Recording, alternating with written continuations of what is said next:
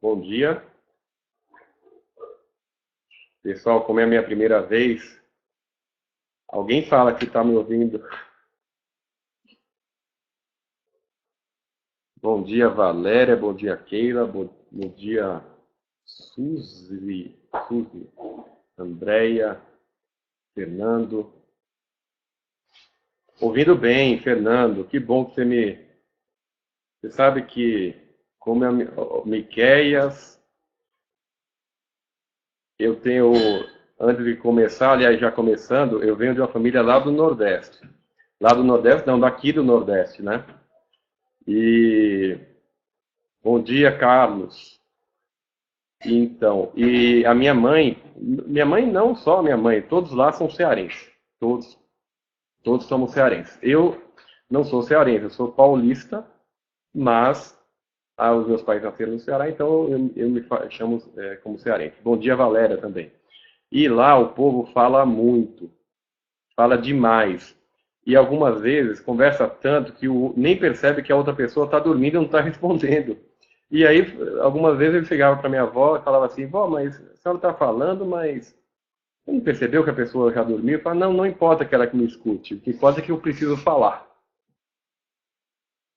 Pessoal, bom dia, eu queria agradecer aí por vocês estão aí e vamos em frente agradecer novamente aqui o convite do Fernando, do André, esse resgate forte aí que a gente está se aproximando novamente aí, lá atrás eu cheguei a fazer alguns trabalhos, ter uma aproximação maior com a SBGC, e é sempre interessante ver o quanto tem pessoas interessadas nesse tema, é tão interessante, tão importante no dia a dia das empresas, né? Eu comecei a trabalhar com esse tema por volta dos anos 2000. Eu trabalhava numa construtora e eu me reservo a não falar o nome porque em tempos de crise, a pessoa, até o Fernando falou, não, fala qual é o nome tudo da empresa, porque algumas vezes, né, quando a empresa está muito mal, a gente não fala, que aí o pessoal fala assim, nossa, você era de lá, não sei o quê. Então, eu trabalhava na Camargo Correia, lá por volta do final dos anos 90, né, 98, 99, e eu trabalhava na área de engenharia. E eu tinha uma demanda lá relacionada à implantação de novas tecnologias, novos processos de inovação, inovar produtos, inovar processos nas obras da empresa. E por conta disso, eu tinha que ir até o projeto, ir até a obra, obras espalhadas por todo o país, e nesse sentido eu precisava implantar o projeto, capacitar a pessoa, levar os stakeholders que estão envolvidos, levar eventualmente o fornecedor, ou o cara que conhecia muito daquela tecnologia. Então nós íamos para as obras, quer seja no Pará, no Tucuruí, eu fui muito, lá nas obras de Santa Catarina, que tinham várias, na Bandeirantes, aqui na Rodovia das Bandeirantes. Chegávamos lá, implantávamos a tecnologia e o que acontecia? Depois de um tempo, a gente acompanhava se aquela tecnologia ou aquela inovação tinha dado resultado ou não dava resultado. Fatalmente, o que acontecia no dia a dia era que a gente implantava algo, assim que a gente saía da empresa, o que acontecia? A pessoa que foi treinada sumia, já era realocada para uma outra área. Os procedimentos, os documentos, toda a documentação que fazia parte daquele equipamento, daquela inovação, acabava sumindo também. Todo o trabalho de base, de desenvolvimento, de capacitação daquele profissional para que tornasse possível a implantação da tecnologia, era jogado fora, era perdido praticamente. E eu era um engenheiro, área de engenharia, eu sentia uma necessidade que havia, era importante, era relevante a gente desenvolver alguma coisa baseada não somente na implantação de uma inovação ou de uma tecnologia, mas sim na relação de implantar, capacitar o profissional, capacitar o colaborador e garantir que ele compartilhasse isso, que isso não ficasse só na cabeça dele.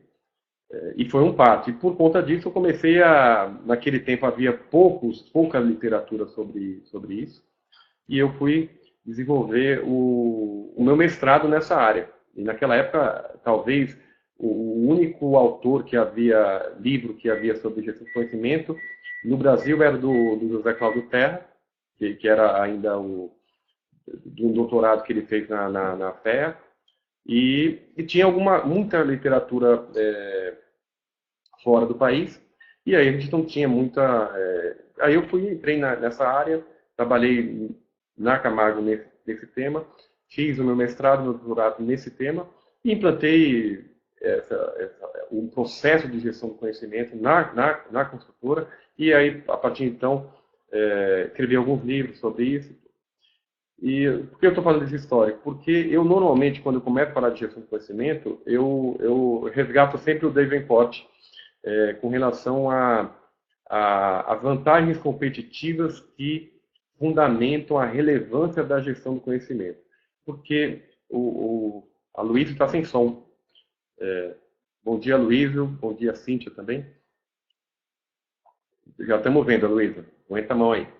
E aí as vantagens competitivas que uma empresa possuiria, né, como um diferencial para usar a gestão do conhecimento como algo relevante. Quando a gente trata do tema gestão do conhecimento, normalmente é um tema que tem uma grande aprovação em qualquer tipo de organização. É difícil a gente falar sobre um tema que agrega a empresa vai saber coletivamente, ela vai ter a prontidão, a eficiência com que ela usa o que ela sabe, a prontidão. Todo mundo, a princípio, vai falar que isso é importante, é interessante e é relevante. Quer dizer, o discurso que está por trás da gestão do conhecimento é um discurso altamente vendado, digamos assim.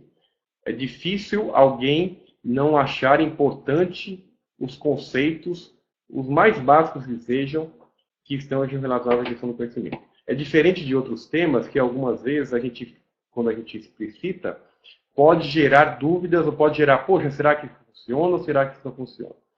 Então, a gestão do conhecimento ela tem uma questão importante e positiva, que é um aceite prévio que é relevante, que é importante. Né? O Davenport ele fala, as únicas vantagens competitivas da empresa são aquilo que ela coletivamente sabe, a eficiência com que ela usa o que sabe e a prontidão com que ela adquire e usa os novos conhecimentos. Isso já é um resgate do que o Peter Drucker, lá atrás, na década de 70, ele já falava sobre o trabalhador do conhecimento, que ele agregava, ele finalizava muito essa questão da relevância que o que seria o diferencial no mercado corporativo, no mundo corporativo, era o trabalhador do conhecimento, era a forma com qual o trabalhador utilizava os seus conhecimentos como diferencial competitivo. Mas, ao mesmo tempo que a gente identifica essa facilidade em tramitar nesse tema de gestão do conhecimento, a gente identifica uma dificuldade de, poxa, isso é importante, isso é legal, mas como é que isso vai me trazer algum benefício? Como é que eu vou fazer com que isso traga para a minha organização um resultado palpável? Porque, embora seja fácil aceitar o tema como importante, relevante e interessante, a gente fala, tá, e o como? O como faz total diferença na relevância do tema. Porque se eu acho que um tema é relevante, é importante, mas eu não aplico, eu não identifico iniciativas razoáveis, pelo menos, que a gente consiga identificar o resultado que ela proporcionou e ou medir aquilo, o tema passa a ser irrelevante. Então, o objetivo da gestão do conhecimento, e aí um dos objetivos, é estruturar processos que viabilizem geração de conhecimento. Quer dizer, pessoas, colaboradores, nós geramos conhecimento a todo momento. Nós podemos gerar conhecimento a todo momento. Nós podemos também registrar esses conhecimentos. E quando a gente fala de registro, pode ter os registros formais, explícitos ou tácitos. Porque quando a gente fala do tema, a gente tende a falar, tem o conhecimento explícito e o conhecimento tácito. Os dois comportam os mesmos tipos de registro. A forma é que diferencia um do outro. Também tem a questão do compartilhar o conhecimento, que é o que faz o conhecimento ter a relevância. Que é aqui o Nonack e o Takeuchi falavam tanto lá atrás, e muitos outros autores falavam. O conhecimento só tem relevância a partir do momento que ele é compartilhado. Porque se eu tenho um conhecimento que ele é único, como é que eu vou identificar alguma relevância nele se eu não compartilho? Se as pessoas não sabem que eu sei aquilo. Então, eu tenho que viabilizar processos que gerem registro e compartilhem conhecimento e tem de vista perpetuar o quê? Boas práticas. Boas práticas podem ser as melhores práticas ou podem ser também as não práticas. As não práticas que eu estou considerando são aquelas práticas que não necessariamente são as melhores. Quando eu compartilho um conhecimento que ele não deve ser repetido, eu estou potencializando, eu estou garantindo, eu estou potencializando que aquilo que não rendeu uma prática adequada pode acontecer. Eu não posso pensar gestão do conhecimento só na visão de compartilhar as melhores práticas. O compartilhamento de más práticas, entre aspas, ou práticas nem tão adequadas assim, potencializa que elas não voltem a acontecer. E como é que ela potencializa? A partir do que a gente chama de lições aprendidas, que são os aprendizados que potencialmente nos permite que a gente repita as coisas boas ou que não repita as coisas que não deram tão certo assim. E sobre lição aprendida, eu vou falar mais à frente, a gente nota no mercado hoje alguns equívocos conceituais referente a lições aprendidas ter uma fichinha, um relatório onde a gente registra o que deu certo e o que deu errado. É um equívoco. Ou lições aprendidas ao final de um projeto, as pessoas se encontrarem e compartilharem o que aconteceu de bom, o que aconteceu de ruim. Pessoal, isso é um encontro. É um encontro e compartilhamento que deve acontecer ao longo de todo o projeto. O nome lições aprendidas não pode se limitar a uma ação ou uma iniciativa específica, e sim a um processo. Porque se não tiver associado a um processo, a gente não tem aprendizado. O aprendizado, por si só, acontece através de um processo. Então, se eu não tiver inserido em um processo, não é lição aprendida. É qualquer coisa. A gente pode falar de registro, pode falar de outros nomes. Mas, conceitualmente falando, não é lição aprendida. E aí, por fim, é a questão principal, que é a que normalmente eu tenho notado no dia a dia, que é a grande dificuldade da gestão do conhecimento, algumas vezes, não ser entendida como algo tão relevante nas empresas, apesar de ser entendida como importante, que é o atendimento de metas e desafios da organização. Quer dizer, se eu gero conhecimento, registro, compartilho, perpetuo boas práticas, ou perpetuo lições aprendidas que evitem que práticas não adequadas voltem a acontecer, ou as melhores práticas aconteçam, o que eu tenho que fazer? Eu tenho que medir isso. Eu não posso tomar uma ação simplesmente porque é legal, é interessante ou é importante. Eu tenho que ter alguma forma de sinalizar como eu vou medir isso. Como eu vou identificar isso como relevante na organização. Como isso vai trazer melhores resultados para aquilo que a empresa acha que é importante. Porque eu não posso acreditar ou entender que o meu objetivo na gestão do conhecimento seja compartilhar conhecimento. Compartilhar conhecimento é meio. É uma forma pela qual eu vou atingir alguns resultados. Eu tenho que implantar a gestão do conhecimento porque isso vai me trazer mais dinheiro, mais qualidade, menor tempo, maior eficiência, eficácia no atendimento dos meus objetivos. Eu não posso querer ter uma empresa que tem as melhores práticas de gestão do conhecimento, mas que isso não rende resultados para a empresa como um todo.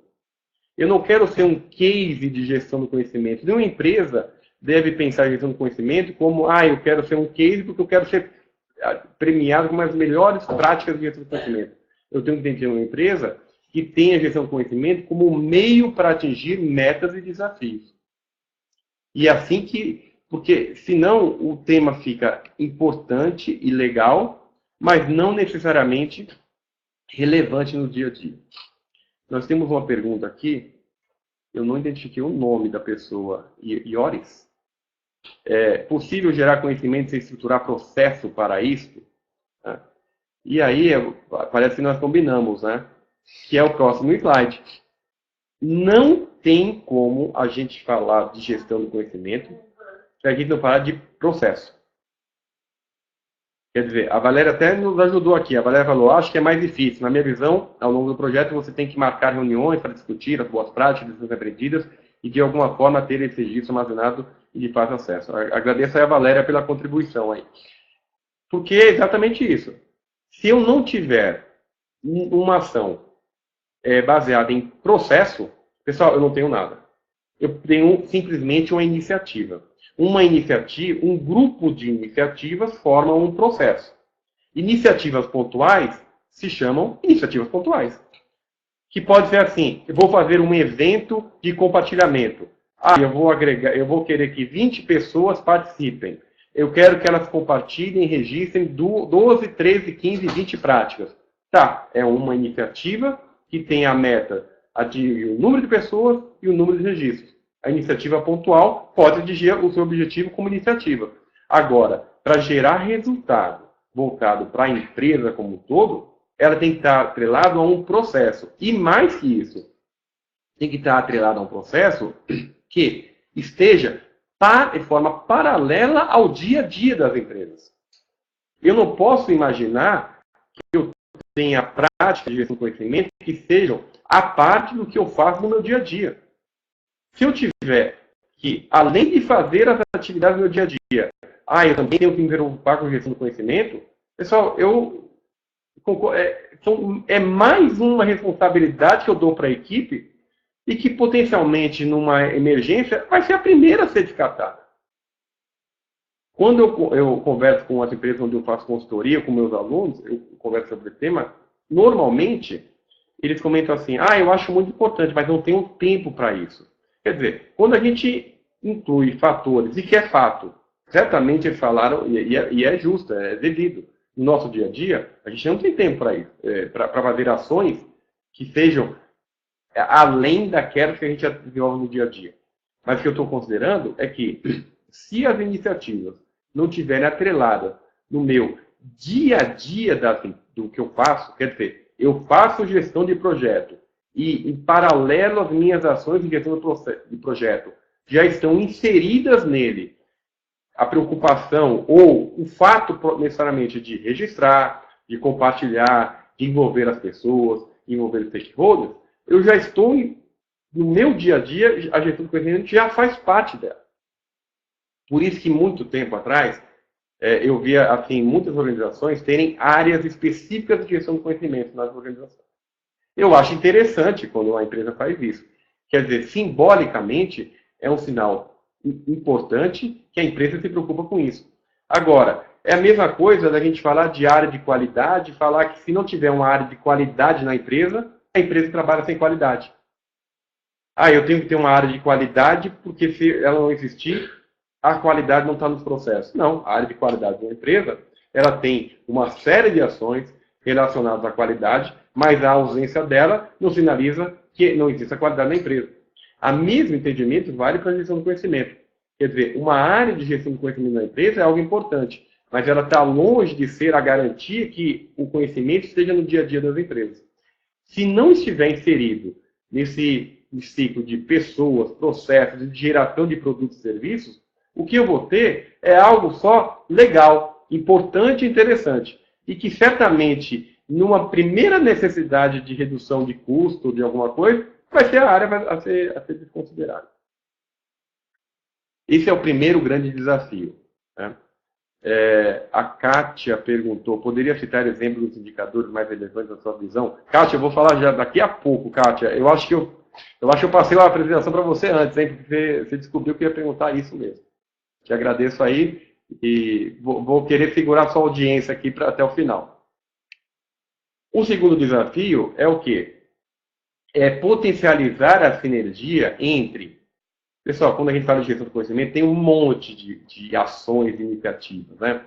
Algumas vezes ela tem um processo, tem uma coisa. E normalmente nós, consultores, vendemos um pacotinho assim, você quer identificar conhecimento, depois tem que classificar o conhecimento, depois eu mapeio o conhecimento junto à equipe, aí eu estruturo meios para disseminar, crio comunidades eventualmente. Obviamente que algumas vezes as ações estão uma inserida nas outras, mas basicamente a sequência é essa. Aí tem a maturidade do tema, a maturidade do conhecimento, a qualidade do conhecimento junto a cada colaborador.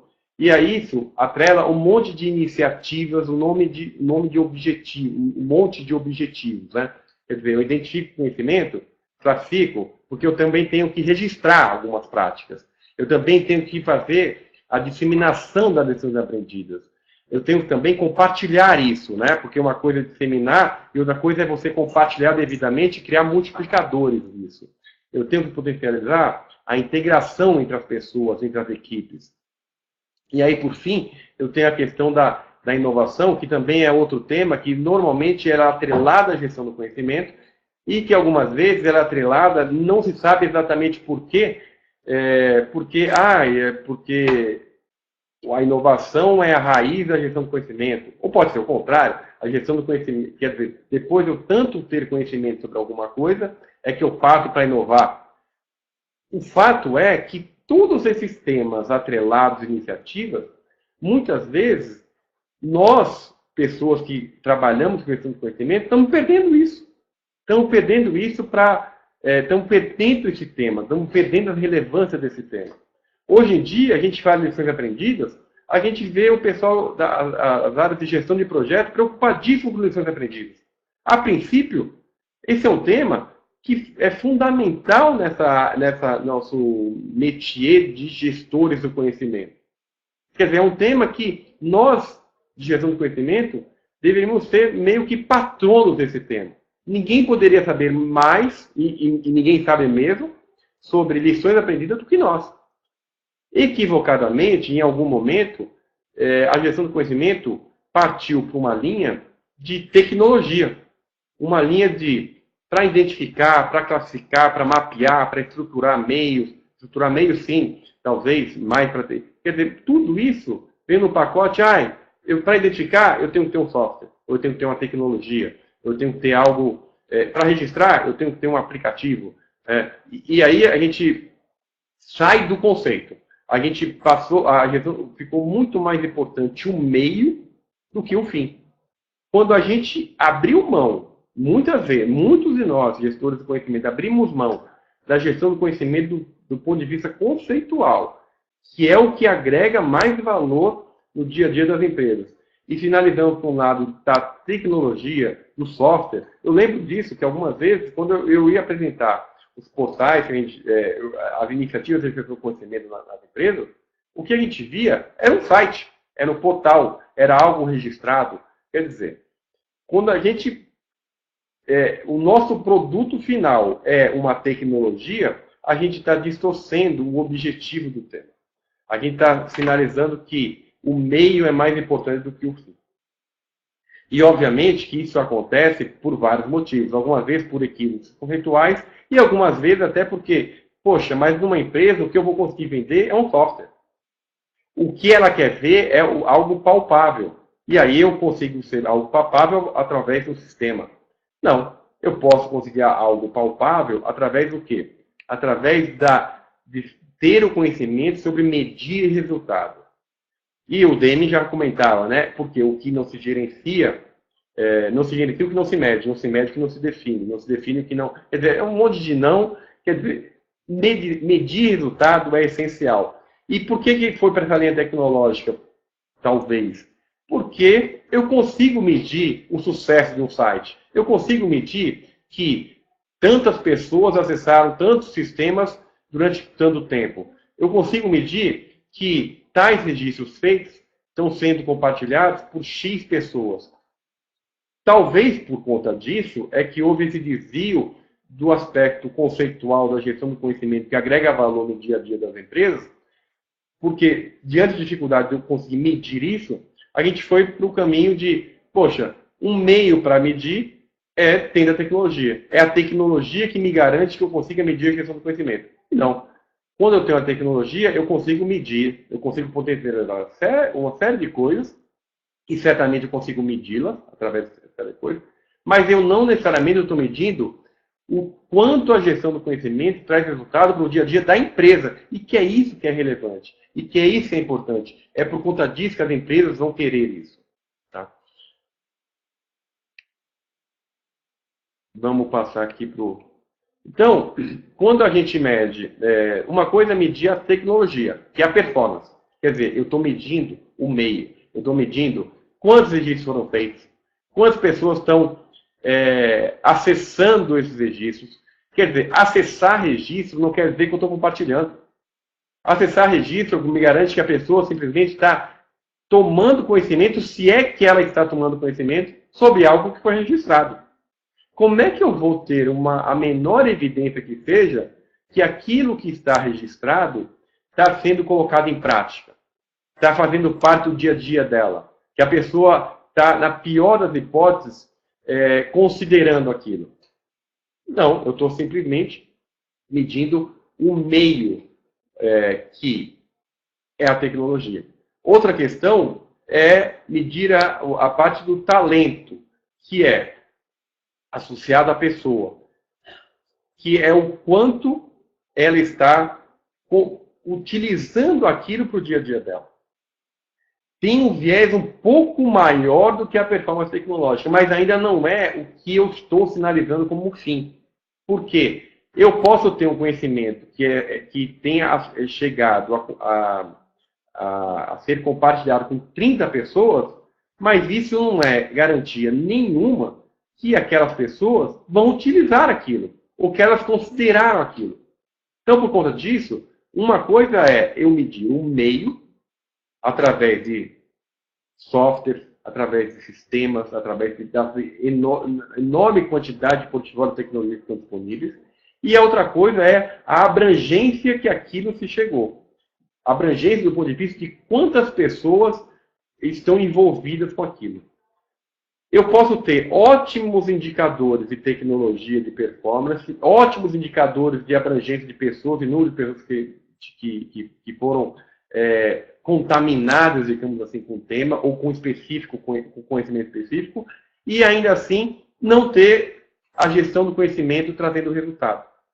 Eu posso ter ótimos indicadores de e-mail que potencializam que eu tenho uma ótima gestão do conhecimento, do ponto de vista metodológico, mas o que vai realmente fazer com que a empresa garanta que eu faço no meu dia a dia é o resultado que ela traz no dia a dia da organização. E para isso, eu tenho que ter um total equilíbrio do foco tecnológico e do foco de pessoa. E aí a Valéria pergunta, talvez a tecnologia tenha sido relevante para facilitar a busca e o compartilhamento. Sem dúvida. A relevância da tecnologia, ela está inserida, ela é importantíssima. Ela potencializa isso. No entanto, ela é meio. Ela é meio. Ela sempre será meio. Por exemplo, hoje nós estamos falando com vocês e graças a uma tecnologia que está nos garantindo esse importante meio de compartilhamento. É meio. Ela pode ser a melhor das transmissões, mas não é o fato de ser a melhor da transmissão que vai ter a relevância esse compartilhamento. O que vai ter a relevância desse compartilhamento é a troca que nós estamos fazendo. É o conteúdo dela. Eu posso ter um sistema, algumas vezes, em frangalhos, com link ruim, difícil.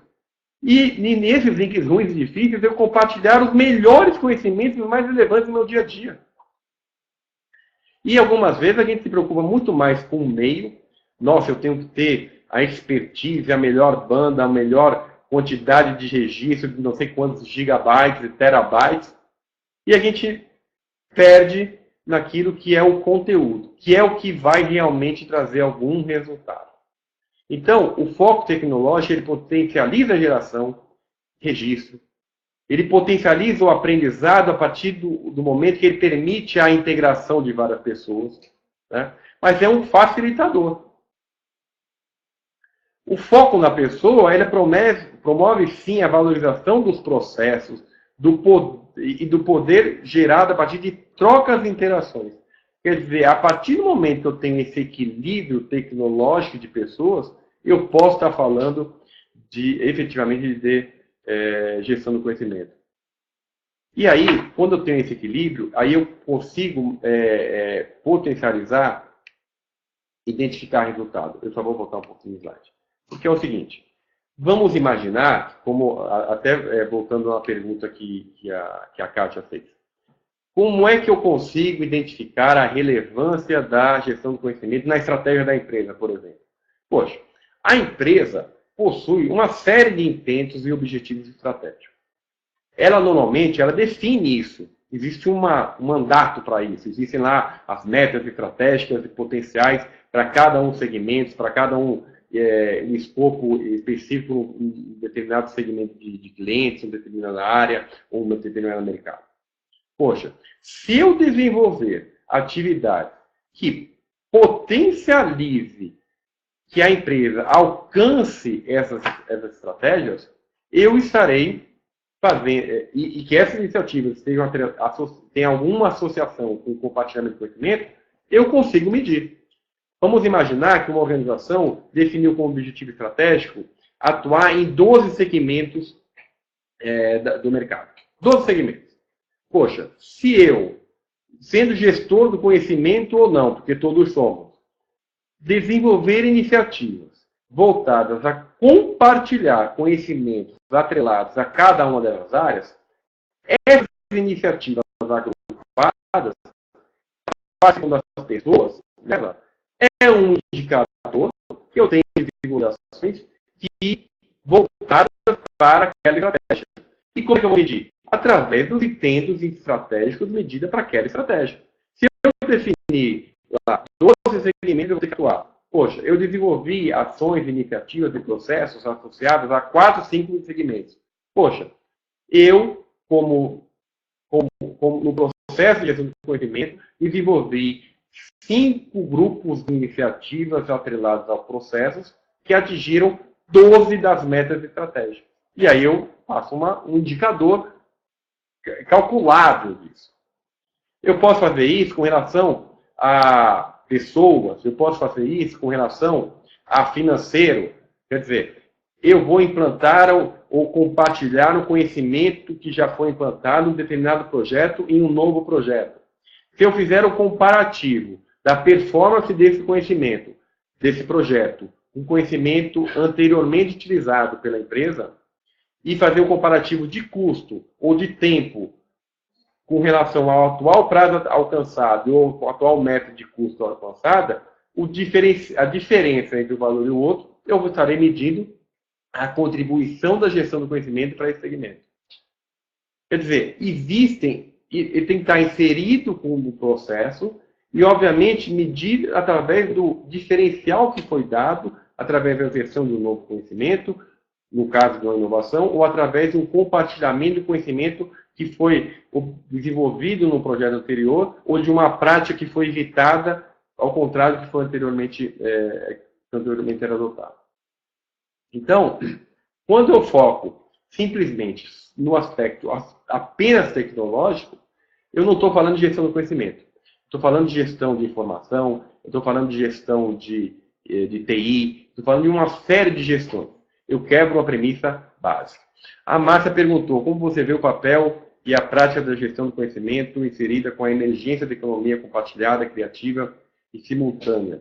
Advindas, eu acho que está cortado aqui, advinda visão de organizações exponenciais e organizações em rede. Márcia, a sua pergunta, fiquei até com medo de entender. É muito complexa a sua pergunta. Mas, então, economia compartilhada. Economia compartilhada é o que nós potencialmente poderíamos ter sido lá atrás, né? a gente compartilha conhecimentos e geramos uma economia compartilhada, criativa, simultânea e com ações em várias visões que a organização possui. Então, a gestão do conhecimento ela tem papel fundamental na potencialização disso, através das várias facetas que o conhecimento pode atingir. Um único conhecimento pode ter aplicações diversas em vários tipos de ação. Quer dizer, quando eu associo, por exemplo, uma inovação disruptiva, onde eu uso um conhecimento de um determinado produto que é líder de mercado, que é altamente eficiente, e utilizo isso numa outra aplicação que não necessariamente ela é best seller, best practice no mercado, eu estou o quê? Eu estou compartilhando o conhecimento, estou sendo criativo na aplicação dele e estou potencializando uma economia que aplique simultaneamente em vários segmentos. Isso tudo potencialmente não tem acontecido por conta dos vários graves erros potenciais que nós acabamos cometendo e através do que chega a dificultar a implantação da gestão do conhecimento fundamentado nos conceitos que ela abrange. Lições aprendidas é uma delas. Lições aprendidas, hoje em dia a gente fala de lições aprendidas na empresa, todo mundo que atua na área de gestão de projeto fala que se preocupa e que é relevante esse tema. Os gestores de projeto associam isso como um dos aspectos mais importantes de uma boa gestão de projeto. É garantir que as boas práticas sejam reforçadas e as más práticas sejam evitadas.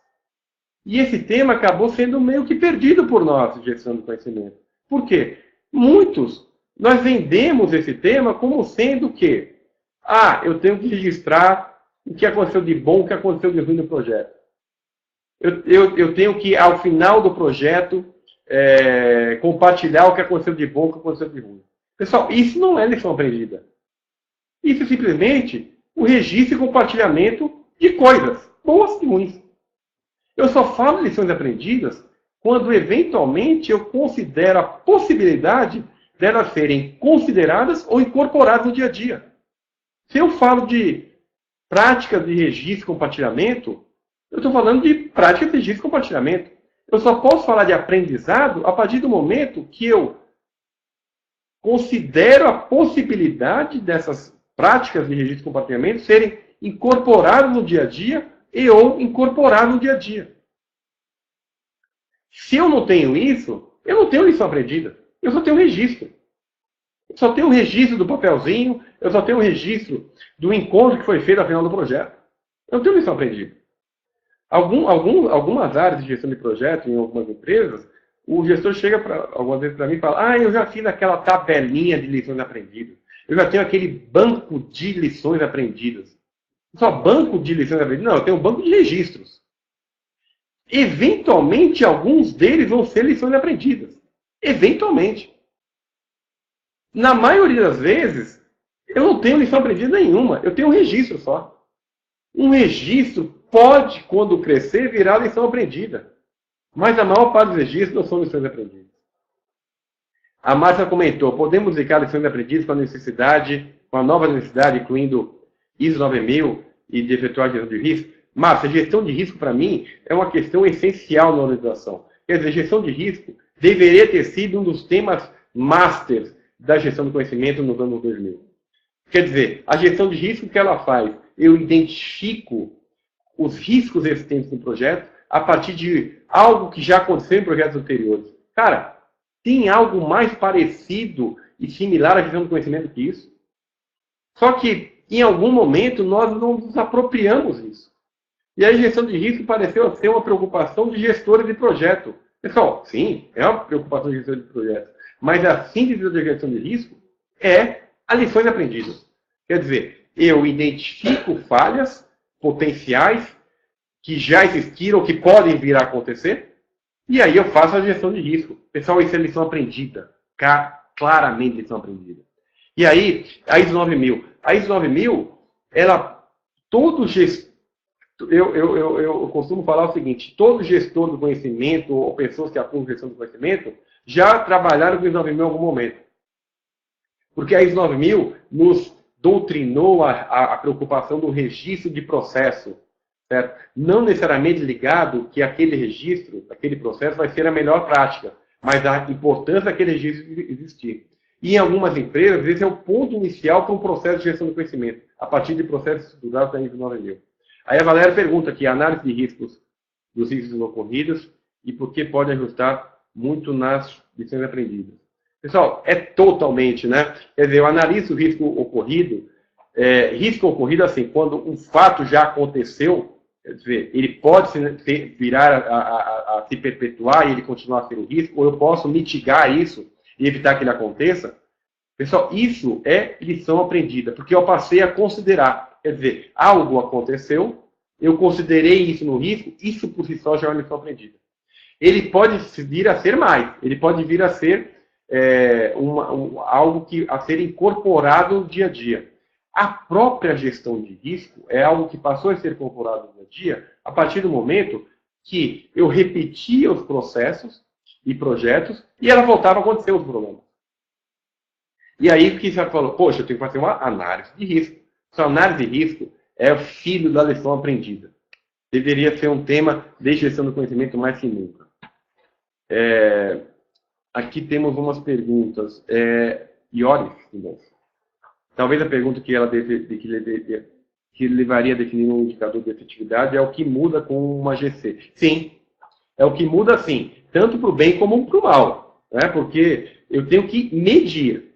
Agora, a GC por si só, se for como meio, eu posso medir facilmente através de tecnologia. Portal, quanto registrou, o que não foi registrado, pessoas que acessam, tempo de acesso. Isso eu estou associando meio. Número de pessoas, eu estou associando meio. Isso é importante, mas é meio. O que eu tenho que associar é o fim. Voltando a falar do como, sei que nesse ponto ainda não foi apresentado, porém, estamos com um projeto de andamento para implementação do GC na nossa instituição. A Cíntia que pergunta. Já temos uma ferramenta para compartilhar os conhecimentos desenvolvidos em suas áreas.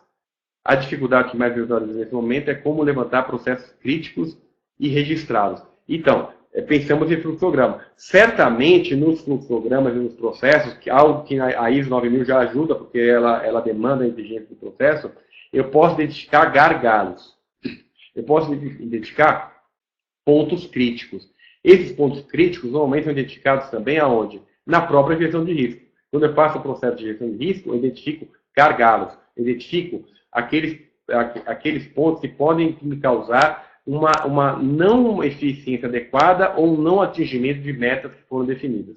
Então, isso pode ser, eventualmente, uma forma. Aliás, tem mais aqui, o Fernando está me ajudando aqui. Pergunta se tinha mais. Pensando em fluxos, modelagem de processos de PMP, mais o que mais poderíamos utilizar? Formas dinâmicas para facilitar o entendimento, independente do nível dos colaboradores. Eu acredito, ou seja, que nós tem que, assim, pegue o processo, estrutura os processos, etapa por etapa, identifique junto às equipes das pessoas que participam do processo, independente dos níveis hierárquicos, quais são os pontos mais críticos. Esses pontos mais críticos vão exigir o quê? Conhecimentos. Esses conhecimentos mais críticos, esses conhecimentos que estão associados a processos críticos são conhecimentos críticos. Porque tem conhecimento crítico, conhecimento estratégico e tem conhecimento que é conhecimento básico. Os conhecimentos críticos são aqueles que, sem eles, o processo para. Eu identificar isso junto aos colaboradores, e aí colaboradores não necessariamente são os gestores do processo, porque algumas vezes os gestores do processo não sabem o quanto é crítico um determinado conhecimento. É um equívoco, mas pode não saber. Então, exige assim, eu sugiro, né, Cíntia? Pega o teu processo, separa por etapas, pega a etapa que foi identificada pela equipe como mais crítico, desdobra em conhecimento, e esse conhecimento pode ser um conhecimento crítico. E aí faz aquele processo, né, de identificar, de mapear quem da organização pode ter aquele conhecimento, qual o nível de qualidade daquele conhecimento, e aí você desenvolve iniciativas para potencializar a capacitação ou compartilhar a partir de alguém que já tem esse conhecimento já bem fortalecido. Aí nós temos outra aqui do Ioris, estamos em ambiente de negócio cada vez mais complexos, em constante mudança. A própria gestão de projetos, estratégia organizacional está em mudança. Dando lugar a uma forma mais orgânica, menos hierárquica com ênfase nas pessoas, com processos mais leves e menos restritivos. E agora com muitos casos sem gestores formais. Alguns autores relatam que a gestão está dando lugar à auto-organização. Será que o termo gestão do conhecimento ainda faz sentido? Podemos mesmo gerir conhecimento ou somente nutri-los entre as pessoas? Então, o tema gestão do conhecimento faz sentido, mas porque nós fazemos isso o tempo todo. O gestor de projetos faz isso o tempo todo. Ele gere conhecimento através de vários recursos que ele tem, e recursos que a gente está falando são as pessoas. São as pessoas que compartilham conhecimento no dia a dia. Então, o tema faz sentido. Algumas vezes, as pessoas não vão achar que isso que você está fazendo é gestão do conhecimento. Aqui está falando de gestão de recursos. Um dos recursos é conhecimento. Um dos conhecimentos estão atrelados às pessoas. Então, faz sentido. Quando você fala gerir conhecimento ou somente nutrir entre as pessoas, pessoal, Iori, você não está falando uma coisa ou outra. Gestão do conhecimento é potencializar iniciativas estruturadas em processos que permitam nutrir conhecimento entre as pessoas. Quer dizer, é exatamente isso. Você tem recursos espalhados para desenvolver projetos, vários recursos, e hoje cada vez menos recursos, porque os recursos eles se compartilham em várias comunidades, em vários conhecimentos. E aí o que a gente faz? A gente utiliza esses conhecimentos que estão inseridos em cada pessoa, ou compartilha essas iniciativas através do próprio compartilhamento do recurso das pessoas. A Valéria até ajudou aqui, ó, uma comunidade de prática quebra o paradigma da hierarquia e aproxima a pessoa. Sim, comunidade de prática faz isso. Só que não podemos só fundamentar em conhecimentos práticos. Porque algumas vezes, Valéria, acontece, né? Alguns conhecimentos práticos são os melhores conhecimentos. Tem casos que as pessoas aplicam conhecimentos na prática que não são os melhores, até mesmo porque no dia a dia as pessoas falam, não, eu posso conhecimento na prática. Só, conhecimento na prática é interessante, traz alguns resultados. Agora, a gente tem que saber se sempre esses resultados serão os melhores possíveis. Aí a Márcia contribui aqui, percebemos hoje a participação estratégica de fornecedores de insumos, cada vez mais intensa. Como fazer essa integração do conhecimento entre o ambiente externo e interno? Olha só, Márcia, muito interessante o seu comentário. Hoje em dia, o conhecimento que está presente no fornecedor já é nosso também, já está inserido. O conhecimento que tem um parceiro já é nosso também. Eu duvido que tenha uma organização hoje que recebe uma demanda no mercado que deve ter inserido algum conhecimento, e se ela não tiver aquele conhecimento, ela não vai desenvolver o projeto. Obviamente que ela vai desenvolver uma parceria com alguém e potencializar esse conhecimento que esse fornecedor tem para potencializar esse projeto. Impossível não considerar isso. Se eu acho que todo o conhecimento que eu tenho é simplesmente um conhecimento que eu tenho dentro da empresa que eu estou atuando, pessoal, eu estou falando que eu estou limitado. Eu estou limitando a gestão do conhecimento só aos conhecimentos que estão dentro das minhas paredes, dos meus muros. E isso é contra a própria gestão do conhecimento. Eu posso ter gestão do conhecimento através só dos conhecimentos que eu tenho? Não. Eu tenho através de todos os conhecimentos que estão no meu radar. Tendo eles estando comigo ou não. E é o que a Valéria complementa aqui, ó. Pode ter pessoal interno e externo. Mais que isso, Valéria, tem que ter pessoal interno e externo. Parcerias, universidades. O único senão aqui é quando a gente trata de inovação. Porque algumas vezes a inovação exige conhecimentos tão específicos, tão estratégicos, que eventualmente a gente não vai conseguir ter essa potencialidade de incorporar outros conhecimentos de outras áreas, de outros stakeholders. Tá? Então, e aí vem a coisa da inovação que é interessante. A gente fala, a inovação aberta é potencializar que várias pessoas de outros segmentos atuem, pensem fora da caixa. Pessoal, eu tenho que pensar fora da caixa a todo momento. Porque é ilusório a gente acreditar naqueles contos que a gente escuta assim, quem descobriu, criou a abertura da pasta de dente, foi não sei se vocês já ouviram, foi a secretária que servia café, que estava na Colinos, na Colgate, que sugeriu que se abrisse o orifício da pasta, podia gerar mais. Pessoal, potencialmente, quem vai ter as melhores ideias, as melhores inovações, é quem conhece do negócio. Porque ele conhece tanto que o passo seguinte é inovar. É improvável, é exceção a gente entender que sempre é o cara que não tem nada a ver com o negócio que vai trazer inovação. que algumas vezes isso não acontece efetivamente. Eu estou aqui no slide, aqui. Nós temos ainda mais um tempinho. E aí eu estava falando de inovação, que é a estreita relação da questão do conhecimento e inovação. Por quê? Um dos meandros da gestão do conhecimento está associado à geração de ideias. Porque tem várias, cirandas de ideias, programas de ideias, e isso insere no pacote da gestão do conhecimento, algumas vezes, de uma forma inadequada. Porque a inovação ela tem a ver com gestão do conhecimento naquela seara. Agora, não necessariamente uma ideia tem a ver com inovação. E aí vem até o conceito, né? Ideia, representação mental de algo concreto ou abstrato, quer dizer, algo concreto ou abstrato, pessoal, é tudo, né? Porque ou é concreto ou é abstrato. Né? E pode ser expressado através de uma opinião, intenção, predisposição, expectativa, inovação. Quer dizer, não é óbvia, atrelada a ideia aqui, atrelada o conceito de ideia com inovação. Quando eu faço iniciativas de gestão de ideias, não necessariamente estou trabalhando inovação. Eu estou trabalhando várias coisas. Eu estou trabalhando opinião, intenção, predisposição. E é por isso que, algumas vezes, os programas de ideias das empresas não dão certo. Porque se fala que o programa de ideia está totalmente atrelado a uma inovação. Pessoal, não é só inovação. É um monte de coisa. É um mito isso. Né? Porque não há essa correlação óbvia. Não há essa correlação direta. Então, por exemplo, o programa de ideias, normalmente ele é associado a quê? A ação de custo.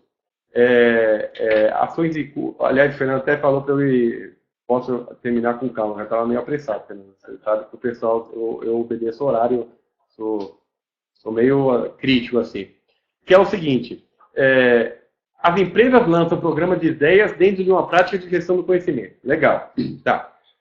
Mas aí elas falam que gestão de programa de ideias está atrelada à inovação. Pessoal, ele pode também estar atrelado à inovação. E aí vem aquele desvio. Ah, mas o meu programa de ideia, pelo temor que as ideias não gerem aplicabilidade, tem que estar associado a custo, qualidade e prazo.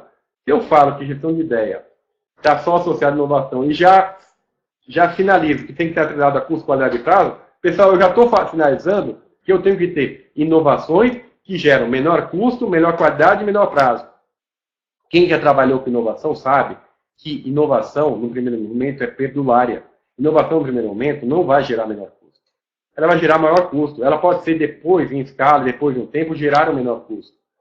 No primeiro momento, a inovação pode gerar até maior custo. E acontece, e é da inovação isso.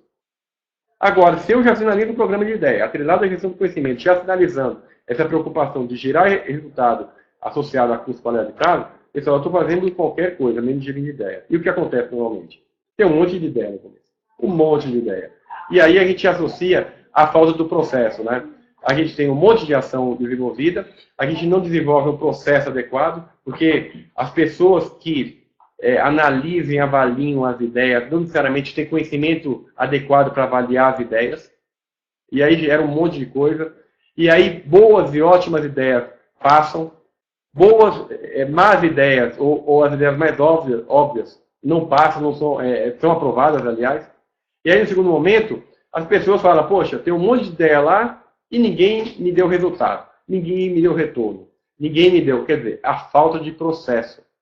E aí, no terceiro momento, não se tem ideia nenhuma. E aí cai o uso. Isso aí quer dizer, é um exemplo da questão do equívoco conceitual que está atrelado à gestão do conhecimento.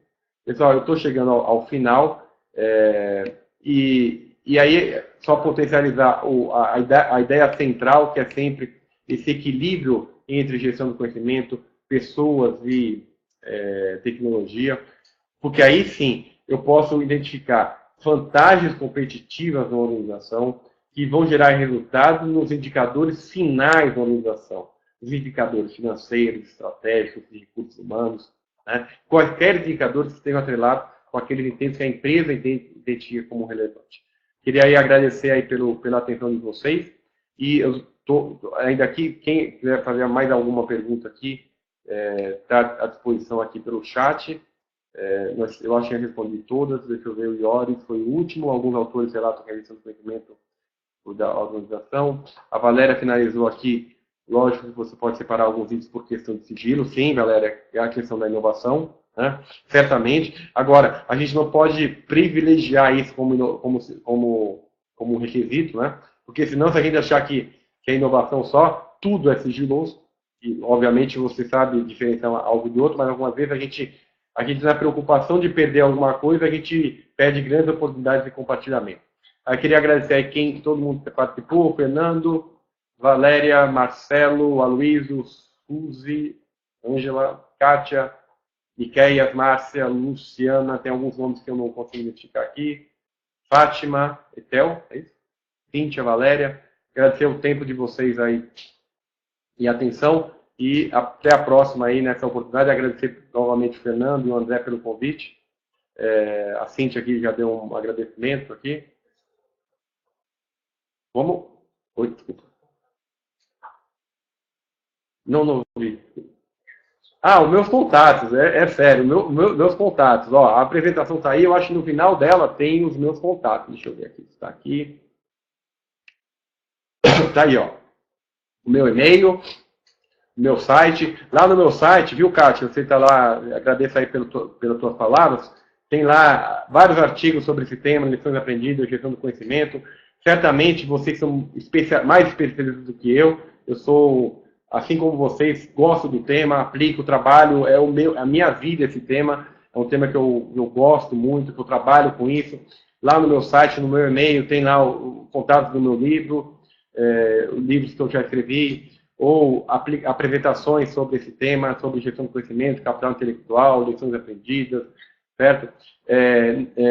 Entre lá, mande um e-mail para mim, e tem pessoas de várias cidades aí, como eu viajo muito também, quem sabe um dia a gente se encontra por aí, e aqui em São Paulo também, estamos aqui sempre, e que agradeço novamente aí pela atenção de vocês. Muito obrigado.